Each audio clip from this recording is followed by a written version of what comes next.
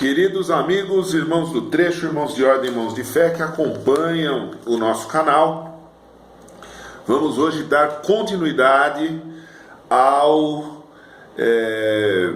vídeo da semana passada, falando sobre as manutenções da aviação Cometa. Estou falando com vocês, dando uma olhadinha para cá, para eu poder visualizar também aqui alguns detalhes que eu quero conversar com vocês, né? Aquela primeira parte, na verdade, a ideia, sou muito transparente, vocês sabem, nessas questões todas, a ideia era ter gravado o vídeo de uma vez só, mas eu tive lá um problema com o equipamento e um pouquinho mais para frente, daquele momento que o vídeo, que eu tive que cortar ali, o vídeo parou de gravar, não consegui mais gravar lá. Então eu cortei o vídeo ali e agora eu dou uma segunda parte a partir daqui, daí até já elaborei, melhorei algumas coisas aqui para falar com vocês de forma aqui mais organizada.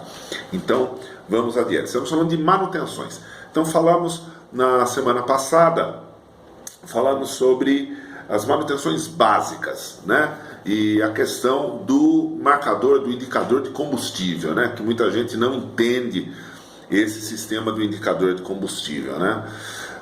Ficam reclamando que não tem marcador, etc. O veículo ele é planilhado, como a gente fala, o veículo planilhado não precisa disso, tá? Você não precisa dirigir olhando marcador de combustível, você precisa dirigir olhando pressão de óleo, temperatura da água, RPM, amperímetro, né? Carga do alternador, esse tipo de coisa. Bom, e falei para vocês que o ônibus chegava de viagem, uma garagem como Sorocaba, que o trecho era muito curto.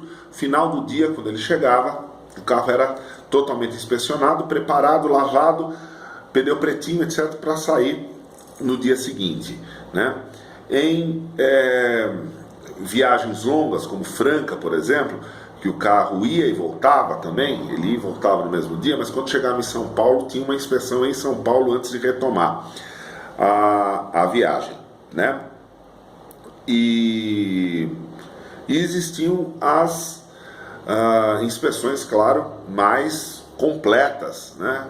Que era feita e, em especial, vamos dizer assim, o padrão, o grande padrão, um dos grandes diferenciais era a questão de fazer o carro ele ter uma manutenção totalmente preventiva, ou seja, vou colocar aqui só o carregador para não ter perigo da gente ser pego de surpresa aí.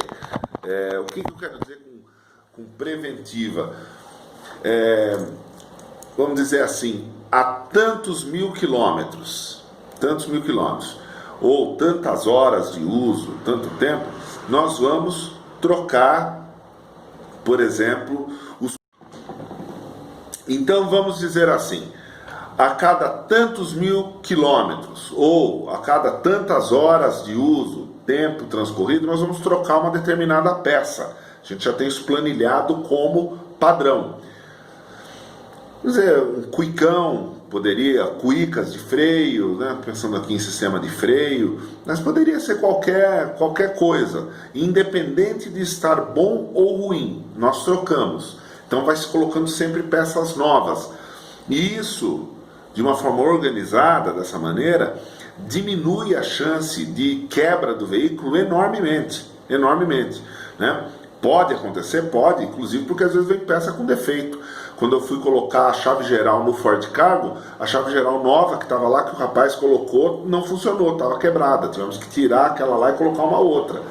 Então, uma peça pode vir com defeito, mas é mais raro do que a peça fadigada apresentar esse tipo de defeito, né? Bom, então isso é manutenção, né? Manutenção. Claro que a aviação Cometa fazia tudo, e até por ter a CMA, a parte também de funilaria era uma coisa muito tranquila para a aviação Cometa. E especialmente a aviação Cometa, que nós já tivemos aqui vídeo falando lá sobre os primórdios, já tivemos vídeo aqui contando a história completa do Flecha Azul, né? No vídeo que eu conto a história completa do Flecha Azul, eu comento com vocês sobre as reformas, né? Que a Cometa antes mandava fazer e depois a própria Cometa começou a fazer grandes reformas nos veículos, né? Isso nos anos 80 e 90 começa a diminuir, né? Pegar uma série de carros, reformar essa série de carros inteira e colocar esse carro de volta na rua, às vezes até com um novo prefixo, né? Isso começa a diminuir. Você vê como que é interessante, né? E agora, nos últimos tempos, aí a gente fica sabendo que isso aí estava acontecendo de novo, agora, 2000 e tanto, né? Como eu fiquei sabendo, não tenho a informação, assim, não tenho informação precisa, né? Ouvi dizer, né? Então eu sou muito cauteloso quando eu estou falando uma coisa que me falaram. Mas eu ouvi dizer que a Cometa comprou aí essa JCA, né? Que não é Cometa. Comprou um lote de veículos usados, inclusive, né? Daí outra pessoa já veio defender, me falou, não é que era carro usado, é que era carro do mesmo grupo, mas de outra empresa, né? Bom, na época da Cometa Impala, tinha flecha que era da Cometa e ia para Impala. Eu nunca vi flecha da Impala vir para Cometa. Então aí você vê quem manda, né? Mas tudo bem, tá?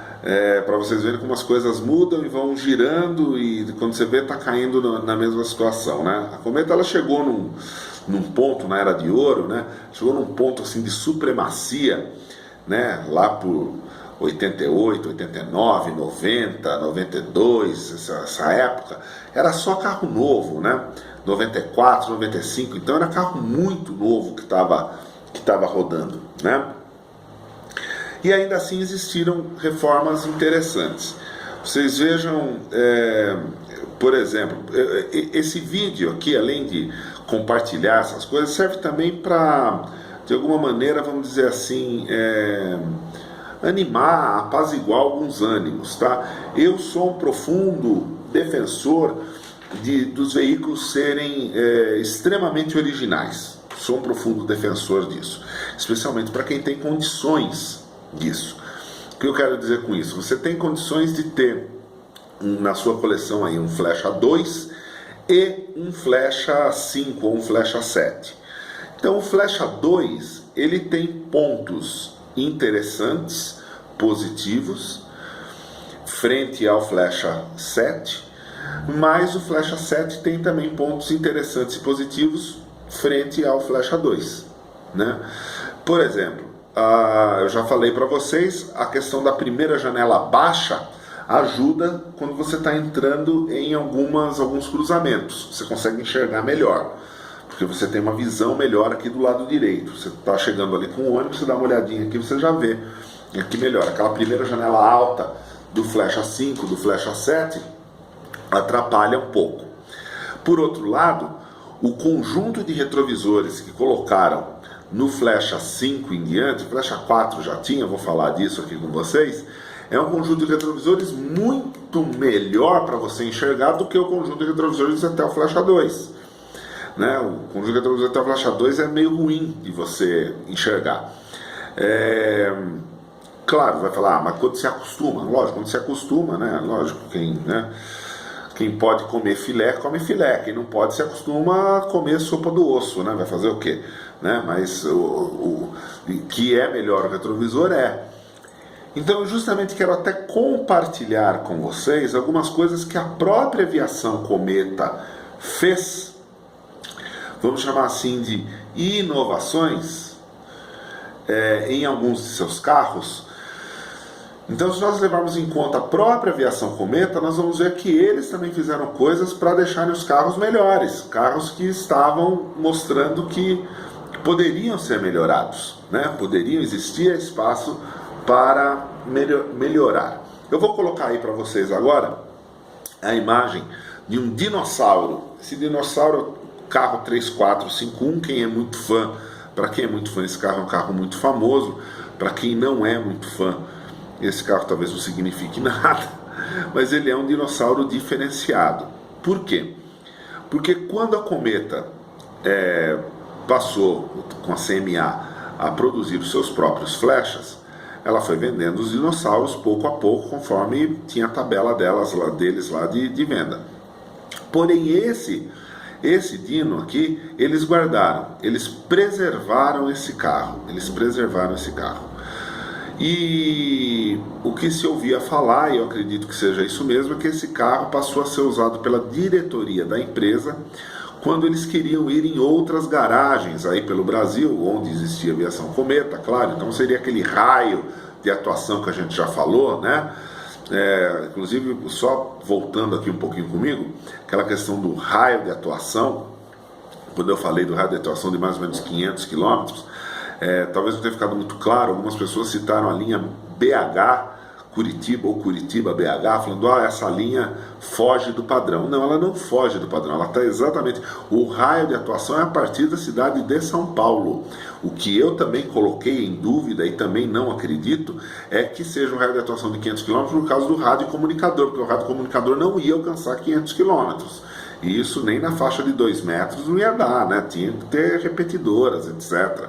Isso daí a gente já falou que de rádio comunicador também não sou um grande especialista, mas conheço alguma coisa e tem gente que acompanha o canal que entende muito mais do que eu e concordaram comigo no que eu disse, né? Alcançar 500 km não ia alcançar, mas a aviação cometa trabalhou em um raio de 500 km. E aí começou a aparecer. Aí eu não sei nem quais são todas as linhas da aviação cometa, mas eu lembro bem dessa linha Curitiba-BH, fazia troca de motorista em São Paulo, não é isso? Então o motorista vinha de Curitiba ficava em São Paulo para descer para Curitiba de volta, ele não ia até BH, e o outro fazia São Paulo-BH. E eu acredito que tinha, inclusive, se eu não me engano, tinha Rio de Janeiro, São José do Rio Preto, uma coisa assim, então também era uma viagem mais longa. Né? Então o problema não é ser longa, não é que a viagem não existia viagem com mais de 500 km, existiam viagens com mais de 500 km, mas existia um raio de atuação a partir da cidade de São Paulo. Então, como a gente está aqui falando de aviação cometa centralizada em São Paulo, claro, esse ônibus, vamos voltar lá para o ônibus, esse ônibus aqui, esse dinossauro, é um dinossauro que acompanhou esse período. E ele foi um carro preservado, muito possivelmente porque eles gostavam desse carro bastante e quiseram ficar com esse carro. Eu quero falar alguns detalhes desse carro. Esse carro foi todo reformado dentro da aviação cometa. Então o que é legal desse nosso vídeo de hoje, que eu estou querendo propor para vocês? A gente imaginar um pouquinho aqui como que fica um carro da aviação cometa quando a própria aviação cometa fazia, naquela época de ouro, fazia uma reforma. Então, o que a aviação cometa colocaria ou não colocaria? Vamos dar uma olhada nesse carro aqui. Quem está assistindo em tela grande, melhor ainda. Quem está assistindo em tela pequena, às vezes não consiga enxergar tudo que eu vou falar para vocês.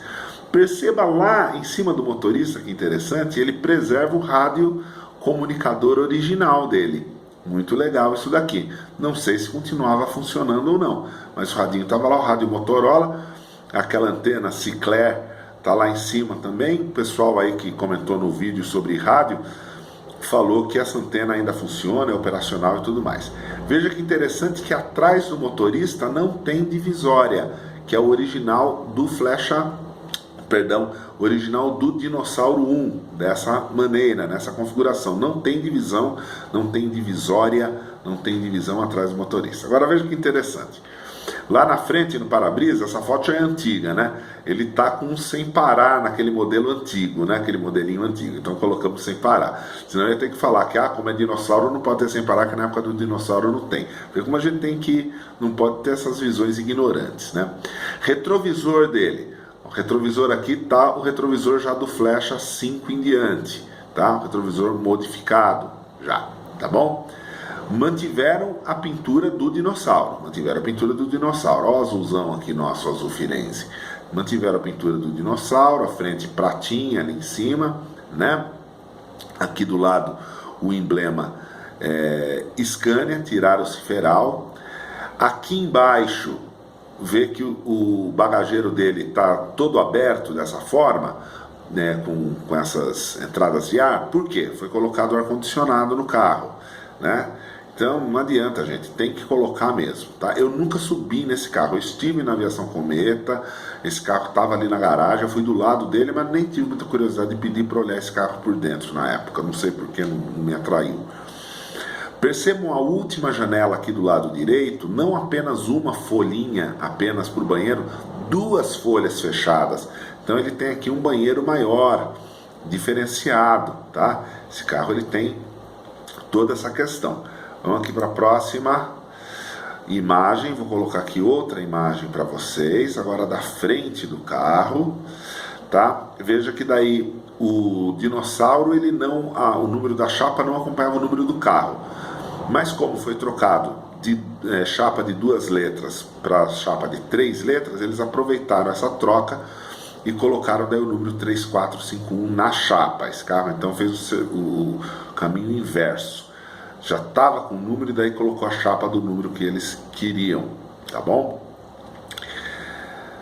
Olhando a frente dele, né, para quem não se deu conta ainda, qual que é a primeira coisa que eles mudaram aqui? Conjunto óptico de pisca, tá? O conjunto óptico de pisca aqui está com 2 piscas de cada lado. Isso daqui era flecha azul 1 que usava desse jeito. Dinossauro era 1 pisquinha só de cada lado. Então em algum momento aí fizeram um upgrade. Perceba a diferença aqui no para-choque, tá? Para quem nunca percebeu, tem uma diferença muito legal. O para-choque do Flecha, ele tem 4 parafusos, 2 de cada lado aqui dessa sapata preta, para você retirar esse meio do para-choque e aí você saca o step aqui da frente. Esse carro ele não tem isso, ele tem essa capinha redonda aqui à direita no para-choque. Você tem que levantar isso daqui, colocar a chave de roda ali, girar e o step vai cair aqui na frente do carro por baixo através de um cabo de aço, igual de step de caminhonete, da Frontier, da Hilux e assim por diante, tá bom? O que eu identifiquei, não posso ser que eu tenha perdido alguma coisa, o que eu identifiquei de modificação foi isso. A última coisa que eu digo é o adesivo aqui na frente refletivo, que nós conhecemos, esse adesivo refletivo, que é um adesivo refletivo que começa a surgir no Dinossauro 2, aqui no Dinossauro 1 eles já colocaram, tá? Vamos voltar aqui para a gente conversar. Muito bem, então mostrei aí para vocês os veículos,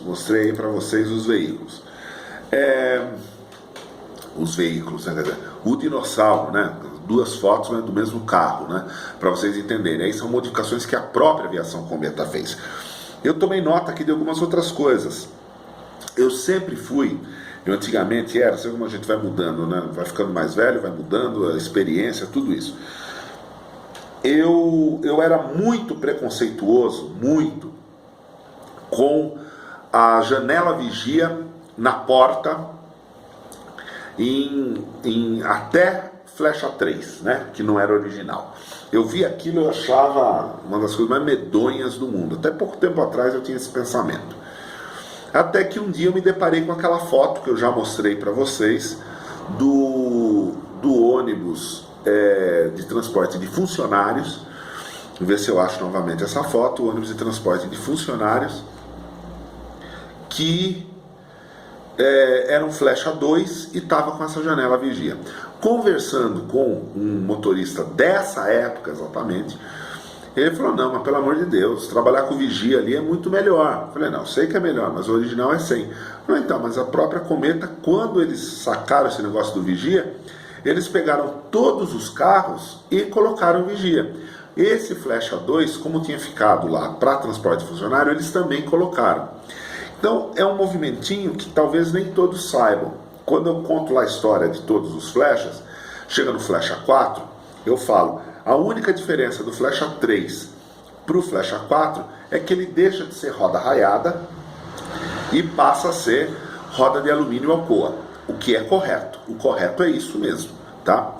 O correto é isso mesmo. Mas lá no próprio vídeo eu fiz uma outra tela para eu me corrigir, vamos dizer assim, que eu falo: também entra ali o vigia e o retrovisor muda. Mas o vigia e o retrovisor mudaram depois que o Flecha 4 já tinha sido lançado. O Flecha 4 foi lançado, os primeiros carros, né? A partir do 68, 66, né? Começa a sair os Flechas 4 com roda de alumínio Alcoa e ainda porta fechada e os retrovisores bipartidos, aquele retrovisor comprido com um redondinho embaixo. Aí que saiu o negócio, a ideia do retrovisor, desse retrovisor melhor, e ainda no Flecha 4. Então eles pegaram os Flechas 4 que já tinham sido produzidos, os Flechas 4 já tinham sido produzidos, recolheram, abriram a porta e trocaram o retrovisor. Daí ficou um padrão, todo Flecha 4 passou a ser assim. mas os primeiros não. Eu não tenho nenhuma imagem de um Flecha 4, roda de alumínio Alcoa, com a porta fechada e com o retrovisor dessa maneira. Se alguém tiver, talvez possa até mandar para mim, eu ficaria muito feliz, tá? Então, o Flecha 4 passou por isso. Aquele Flecha 2 foi feita essa mudança lá. Então, hoje em dia eu entendo assim, a pessoa que às vezes tem um Flecha para uso próprio, para viagem e sabe das suas necessidades, eu consigo entender, né? Que a pessoa faça modificações para o carro ficar mais agradável para ele próprio dirigir, né? Consigo compreender esse contexto, né? Inclusive até a questão que eu já falei aqui com vocês, quando a pessoa troca a roda raiada por um eixo para colocar rodas estampadas 22,5 para o uso de pneu 295. Também é uma coisa compreensível para quem trabalha com esses carros, né? Agora, aí é uma mudança muito radical no veículo, ele perde muito da sua originalidade, né? Então, se você quer deixar o carro original, aí você vai ter um pouquinho mais de dificuldade. Já para um Flecha 4 em diante, que ele já é preparado para roda de 10 furos, como a gente fala, aí tudo bem, porque aí é só roda, né? Você pode só tirar aquele jogo de roda de ferro, colocar um jogo de roda de alumínio 22 para pneu 1100, caso você julgue interessante, né? Eu vou fechar aqui contando uma situação pessoal, uma situação minha, para vocês verem como mesmo a gente com uma certa experiência, a gente que tem um olho muito assim, a gente é enganado. Quando você olha um Flecha azul e um dinossauro, a grande diferença, assim, quando você olha o dinossauro 2, que é do mesmo tamanho do Flecha, é que o dinossauro ele tem os frisos são largos, são 2 frisos em seguida, eles se encontram no meio do caminho onde tem a placa ali, Ciferal Scania, né? Ciferal da Scania 116BR. Ali que você mata, olhando de lado, né? Porque na traseira, o negócio conjunto óptico de 6 lanternas, 3 de cada lado, até o Flecha 2 ainda foi desse jeito original, então não dá para saber.